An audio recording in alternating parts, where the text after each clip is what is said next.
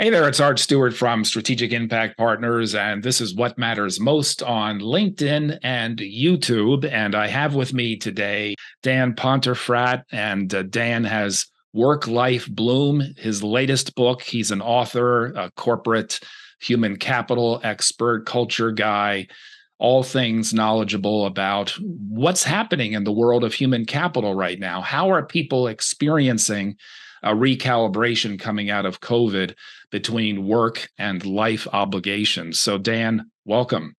What prompted this whole notion, not just the book, but what prompted this whole notion that, as you saw it, the concept today is more about finding a way to bloom rather than work-life balance, the traditional argument that people have been making?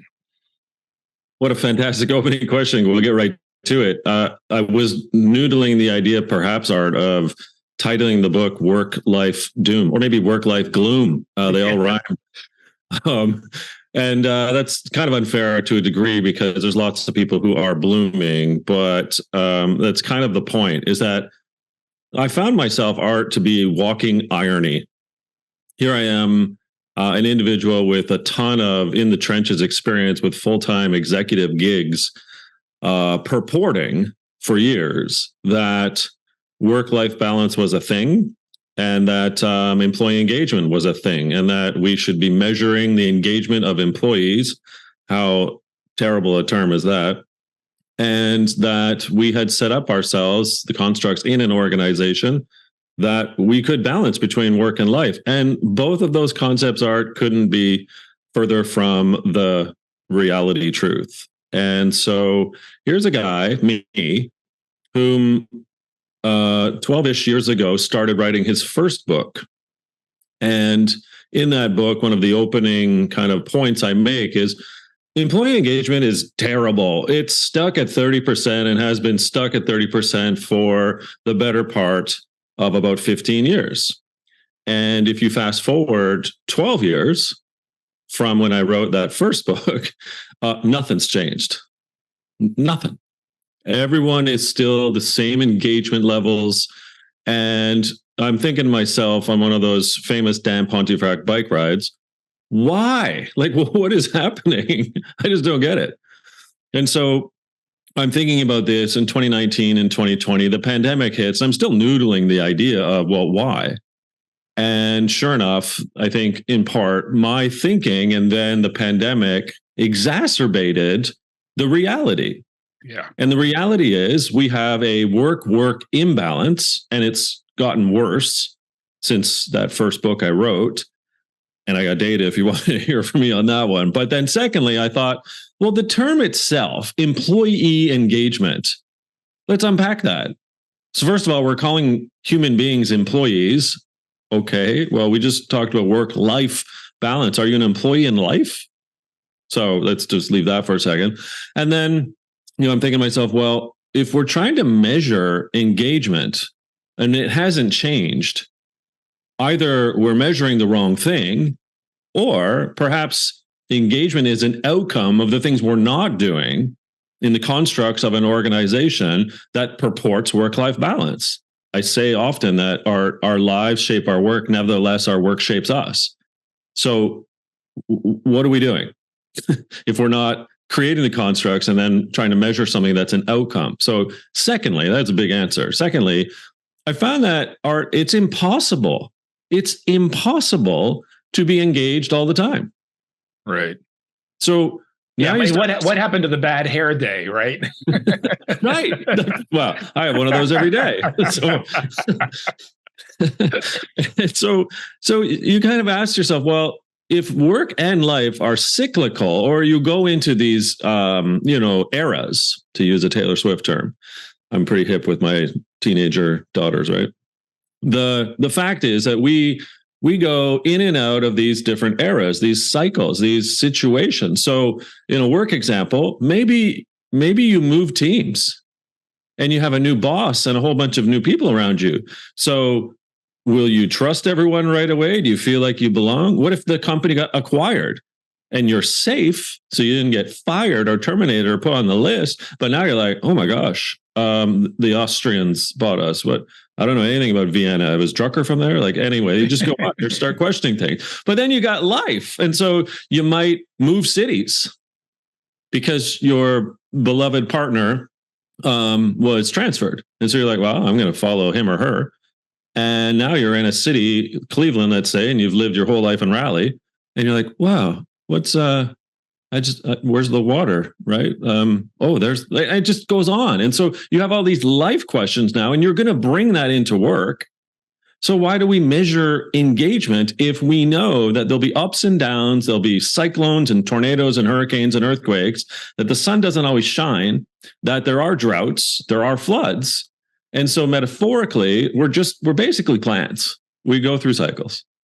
We've been reading so much about how organizations coming out of COVID have started to, I would argue, do what they should have been doing 25 years ago, right? The kind of experience that those of us in my generation, baby boomers, had in climbing the corporate ladder is entirely different than what the younger rising gens have now. And we keep reading about how companies have gotten more enlightened, right, coming out of COVID, making sure that they recognize the individual employee whenever they can. Bringing folks together to find different ways to interact and to collaborate or to engage, as you say. How has the atmosphere within these companies coming out of COVID, coming into this new era of increased enlightenment about the value of human capital in an organization, how has that changed compared to some of the leadership styles and the cultural norms that we had for years leading up to just before the pandemic? Because wouldn't you argue that the pandemic kind of the dam broke at that point? Because a lot of this stuff has been building up for years, right? Yeah. So to answer that two ways, first of all, yes, you're correct. There was a hell of a lot of wonderful empathy when the pandemic struck and the lockdowns occurred. And I thought that would stick. That's kind of point one. Yeah. And for the most part, it hasn't. We've boomeranged, which is just a fancy way of saying we've reverted, we've regressed art. And not all. I mean, you've got some really smart, caring, concerned leaders and organizations that said, oh, no, this is our pivot point. We're not going to boomerang back. We're going to do things differently now. Thank you very much. And good on them. I mean, we need more of that. But again, when you start looking at data and whether it's engagement scores, which are starting to now turn down, whereas they went up in 2020, 2021, you're like, okay, well, so they went up 2 and 3 points. Now they're back down to 2 and 3 points lower. So you're like, okay, tell me, is this just redux, and why? So again, fundamentally, I do believe that we've got the equation wrong, that we're measuring something and purporting something in both employee engagement and work-life balance, that we've kind of just put the math is wrong on this. So to specifically answer your question, yes, to those that have decided not to boomerang. There's some great examples, right? Like, no, we don't want to go back to those old ways. Let's continue the restart, if you will. And it's wonderful. There's great examples. But then, you've got those individual leaders, particularly C-suite, higher ups, that are like, well, I don't see people here at work, for example. So, where's the performance? Where's the productivity? And they're not asking the question about, well, what's the input? What's the construct? What are the factors that we aren't recognizing or in fact implementing so that maybe the performance and productivity issues that we think are happening don't degrade further? And that's what I see as this equation, Art. Well, so when you're talking about the boomerang, that a lot of companies have boomeranged, am I hearing you correctly that a lot of it rests on management's responsibility, that these changes that were made to pay more attention to culture, to individual engagement and so forth that came out of COVID have boomeranged because basically management couldn't make the change themselves and make that change for themselves sustainable. So therefore, they're sort of dictating the code of behavior in a culture, right? It has to start with management modeling the kind of culture that the organization wants. I mean, who's to blame here? I mean, or what are the factors that have allowed this boomerang to occur? Well, it's the book Work Life Bloom is earmarked at leaders. So whether you're a team lead, a manager, all the way up to the C-suite, it actually starts with a self-reflection exercise. Like, who are you? How do you want to be known as an individual human being? And despite me finding through the research that there are these work-life factors that we should be thinking about, it actually starts with you. And so you can't just sit here, and I know you didn't, Art, but you can't sit and just blame leadership. Oh my God, the people in the C-suite, shame on you. You have to have the ability as a conscientious human being looking in the mirror every day to quote, do your face when you go to work, wherever that is, and say, well, who am I? How do I want to be? How do I want to be known? What am I bringing to the table? Do I trust? Do I allow people to belong? Do I allow people to feel respect? How's my networking and my relationship building? Do I have skills? And if not, am I going out to build up my skills? So I do not fully and wholly blame leadership. I do believe we have to have that self-reflection, a reflective analysis of who we bring to the table each and every day, wherever that is, work or life. But can we partially blame leaders? Well, damn straight. Because we do, if we're asked to bring, quote, our best selves to work, Art, and we're not our best because something's happening, whether it's work or life or both, don't you think that a conscientious, empathic leader, and thus the constructs in the organization that creates the culture, shouldn't be there to also help in that, not just analysis, but then in the effective implementation of some of those changes within the human being that just showed up, quote, at work? That's what I'm trying to get at. This is a degree in relationship pattern and integration between the two, not just blaming, but accepting that we're in this together. So you're kind of advocating, if I'm hearing you correctly, a much more proactive approach on the part of an individual employee to sort of create in their own individual way the corporate culture they want to flourish in for at large, right? Bingo. So let's reverse it a bit. And we talked about employee engagement surveying. So whether they're doing it monthly, quarterly, annually, twice a year, whatever, it doesn't matter. Somehow every organization seems to be measuring, are you engaged or not? That's past tense. It's past tense. And so the setup is, well, we're going to ask you if you're engaged over the past month, year, what have you. What if we were to sit down with a team member and ask them, well, how do we want to be engaged? What's the path forward? And just using that exercise first and foremost, well, what's going to allow you to be your best, even in the downtimes, even when you have a bad hair day, even when drought is on, even when the acquisition just occurred. These are the things I'm getting at, this open, connected dialogue, like almost like a dialectical Greek conversation in the old agora. We just walked around, we chatted with people to ask them how to be. And if we're not asking how to be, we only ask the past tense question, are you engaged or not? And so it's a setup for failure. So the employee, I use a term very specifically in this case because you're asking the employee, not the human being, if they're engaged. The employee says, well, of course not. You haven't talked to me. You're doing stupid things. What do you mean you're forcing me in 4 days a week now? I was doing perfectly fine when it was 2. You just did this to me. I've got a new boss, and that boss never talked to me about what it might be for me to be my best. So yeah, I'm going to go 0s and 1s on the Likert scale of the employee engagement survey when I get that sent up to the quote boss, and he looks up, he's like, oh my God, my team is 33% engaged. And I sit there as the employee, I'm like, sucker, see, you should have talked to me. You have 4 stages to get to a full state of work-life bloom? I'll maybe professionally sort of say no. There's 4 personas. Because if we say, right. Yeah. So cover that a little bit if you could. Yeah. I mean, if we say stages, it sort of seems that you kind of go through one to the other. Right. I have been working in big companies, SAP, major ERP, high-tech company, Telus, humongous telecommunications company. So I know what it's like to be in these personas in multiple stages of one's career.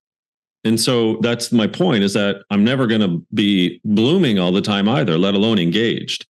So if you're just to hypothetically imagine a quick 2x2 matrix. So on the y-axis, that's the one on the left, is work.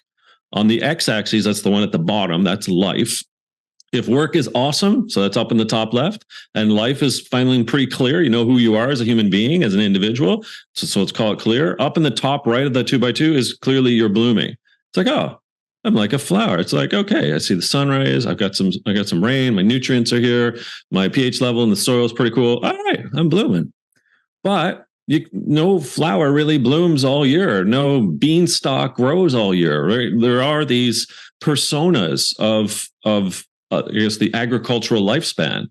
And so if you kind of work your way backwards here, on the bottom right, when work, let's just say, sucks or things are going in the way, like, friction, but life is pretty cool. You know who you are.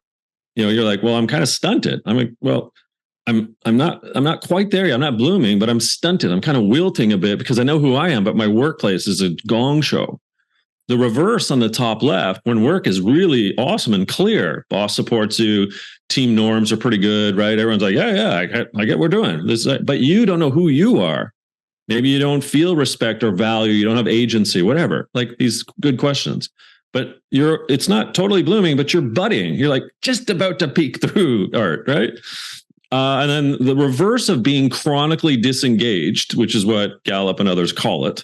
Like, I'm going to work to set the building on fire. I don't think we're disengaged. I just think we have a chance for what I call renewal. So that bottom left quadrant, when work and life aren't going so well, you're in need of renewal and we need some help. And that's where a leader can help in all four of these, where you stay in blooming, or if you're kind of, as I say, in desperate times of work and life and you're in renewal, gosh, you need those conversations to help the individual.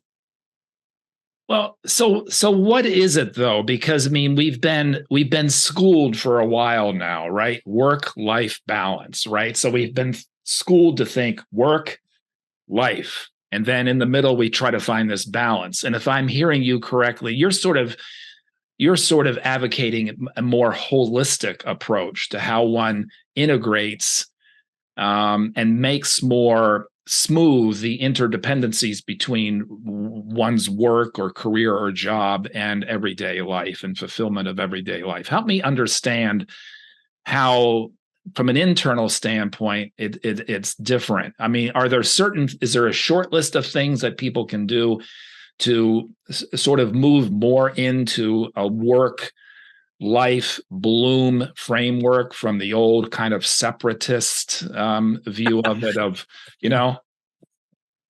what is it that people need to do for themselves to sort of get to the right place that allows them to move into this? Because you're kind of like defining a new space of personal operation, correct?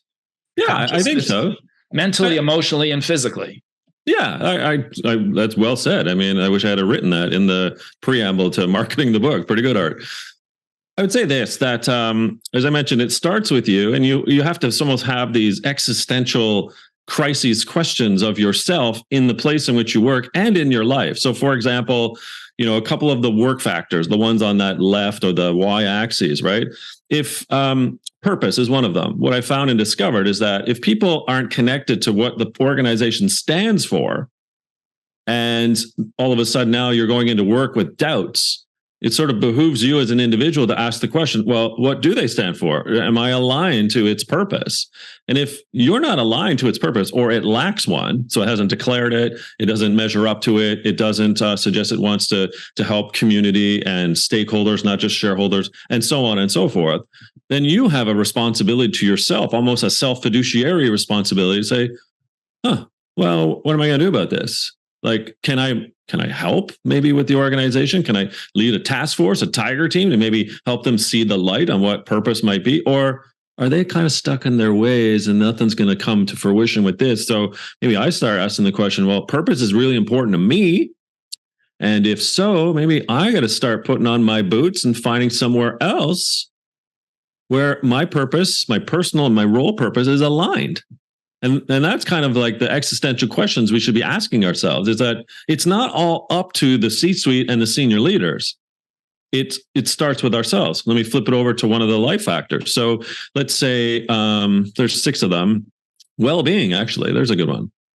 So if I am in a situation where, let's say, I've just had a baby, whether female or male, I mean, having a baby as a family, let's say. So I've just had a baby. It's our first.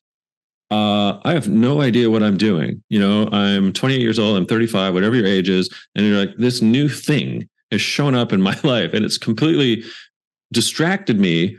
And I don't know what I'm doing. So I still need to work. I still need to pay for my mortgage or my rent. Saving up for that 1 week holiday to Baja. But I'm going into work here. And if my boss, my leader is not asking me, like, are you okay? Is there anything we can do to help you? Is there something that you need to, figure this out? Or if you're coming back from the mat leave, let's say, and you're female, someone obviously, and now you're like, the boss doesn't ask any questions about that integration of that well-being factor that has now significantly changed. And you're just going back to like, oh, yeah, I'm sure you're going to be high performing again. Actually, no, I'm not blooming anymore, right? Right now, I'm feeling what? I'm feeling that I'm either budding or in renewal because my work factors have changed. My life factors have changed. I'm like, how do I do this now? But is it a question that organizations need to put into place more mechanisms that enable them to readily recognize when people are shifting, downshifting or side shifting or upshifting, right? And then the how that employee is handled, maybe that's not the right word, but responded to, let's say, in that situation, as you're describing, where there's a newborn in the family and they're parents for the first time, obviously a significant transformation for them personally. Is that what you're suggesting? Is that the organization has to become much more flexible, much more agile around these individual situations? Absolutely. And attentive. So back to my point, we see in the data that employee engagement hasn't materially moved since they started recording this stuff in the late 90s. So now you sort of reverse engineer that, right? Art, you're like, ask the question. Well, if that's the case, and someone was 25 years old in the year 2000, that person now is 48 years old. What have they gone through? And you're telling me that individual hasn't had life changes? Maybe a parent passed away. Maybe they moved cities, as I mentioned. Maybe they developed agency. And so now all of a sudden they're like, yeah, I have self-determination. Why can't I make decisions at work? Why am I squashed? So there's a level of professional, I guess, evolution and maturity that also happens in one's aging up. And so, yes, I mean, you couldn't have said it better. When we're attentive, and we do have to handle it, I like the word handle, differently, and we're just lumping all employees together, team members, human beings, like that is shockingly wrong. So we say, okay, let's back to the engagement scoring, right, Art? Hey, our team's engagement score was 55% last year. Company average was 62. We got to do whatever it takes to get to 62. In fact, the company has set a target. We need to be 65 next year. And so if we don't get to 65, we're not going to get our bonuses. So let's do whatever we can to move 10 points up from 55 to 65. Okay, everybody? All right, let's tiger team this thing. Come on. And then people are like, wait a second, I just lost my dad. Yeah. Or I've just put on 10 pounds because I was in lockdown and I ate baguettes every day and scotch, right? And so they're like, I'm not well. So how can we talk about work-life balance and engagement in the same breath when we go through these personas? What about the fact that with the increased transparency and accountability around the ESG movement, the diversity, equity, inclusion, and belonging movement, the rise of women leaders bringing a more female sensibility, for lack of a better way to describe it, into some of these decision systems that have been traditionally and historically male-dominated, okay? Nevertheless, there is still a high degree, if you look at the surveys, of employees that still do not believe that their C-suite leadership has actually authentically changed themselves, right? That they may be.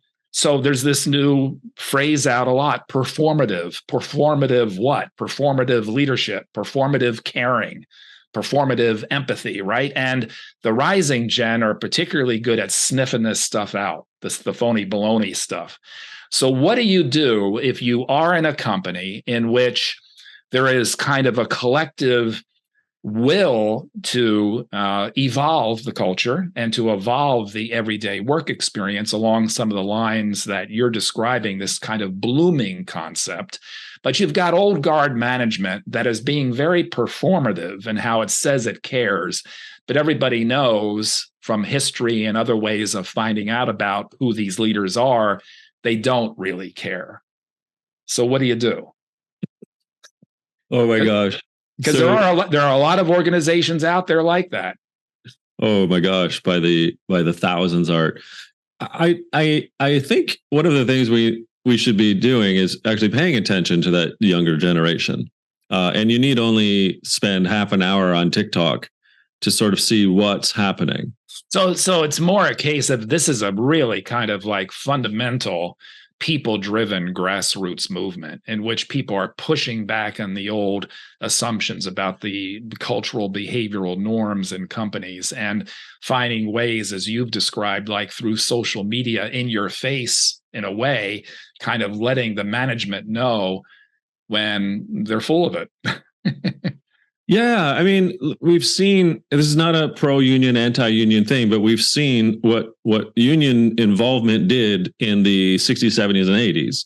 And then, whether it was in England and through Thatcherism and Reaganomics and certain other mechanisms where maybe unions started to take a dive in terms of participation rates and just the dissolving of certain unions, what you're seeing is not the reemergence, so to say, of larger and grander and more populated union membership. What you're seeing is union-like capabilities, and what the proletariat are up to is to say, hey, could we care a little bit more? Like, we're not asking to unionize per se, but we just, like, come on, could we just be human and humane? And I think, like, one of the things that we're missing out on is just the dialogue. Why is it that senior leaders are refusing to involve team members in the reshaping of what it is that's going to make this place great? So, we've got the ironies of great place to work, and you see, these categories and you see these companies that are there, and then you start asking employees, well, what's it really like there? Like, yeah, that's a bunch of balderdash. Like, well, so you've got teams and organizations, they're out there trying to win awards. So it's their exec comms or corporate comms. They're all firing up these fudged or not data points of what actually is happening or not in their organization. And team members are like, can we just like have a dialogue? Can we just like actually sit here and ask us what it is that we think? So I don't understand our strategy. Like, could we be not involved in making a decision on where we want to go, but could you tell us, help us, involve us, like, on what's happening and why a little bit more frequently, so it's not out from the blue, like, oh my gosh, we're doing what? Why? I didn't understand that. Could you involve us in the creation of more effective and efficient norms? I mean, we're frontline, we're mid-management. We know what's happening with boots on the ground in the reality of working with our clients and our partners. So could we just maybe ask us about different norms that we might tell you what's actually happening so we could be more effective and efficient? When we're closed-minded as senior leaders, when we think that the culture we have is fundamental attribution error because it's not, I got a problem with that. I got to say, Art. Dan Pontefract, thank you so much. Work, life, bloom. It's all things to do with how human capital is being reshaped, the experience of living today in a post-COVID world, and how to thrive and be your full, authentic self at work. Art Stewart, Strategic Impact Partners. Please join us next time right here on YouTube and LinkedIn for What Matters Most. We'll see you then.